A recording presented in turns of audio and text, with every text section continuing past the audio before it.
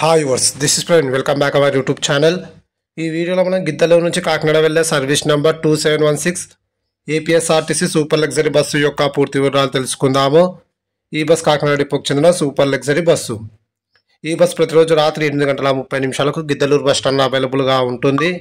రాత్రి 8:40 గిద్దలూరు నుంచి అయితే బయలుదేరుతుంది.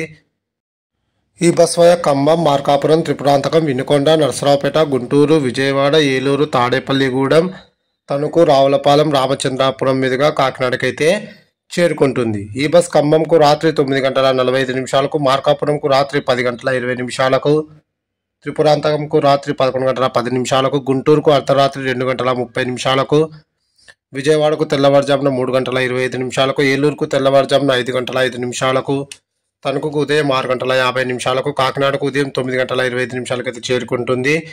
గిద్దలూరు నుంచి కాకినాడకు సుమారుగా 483 కిలోమీటర్ల దూరం ఉంటుంది. గిద్దలూరు నుంచి కాకినాడకు టోటల్ జర్నీ అవర్స్ 12:45.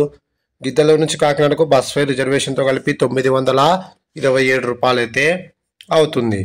ఇప్పుడు మనం కాకినాడ నుంచి గిద్దలూరు వెళ్ళే service number 2715 APSRTC super luxury bus యొక్క పూర్తి వివరాలు తెలుసుకుందాము. ఈ బస్సు ప్రతిరోజు మధ్యాహ్నం 12:30 కాకినాడ బస్ స్టాండ్లో అవైలబుల్గా ఉంటుంది. మధ్యాహ్నం 1 గంటకు కాకినాడ నుంచి అయితే బయలుదేరుతుంది.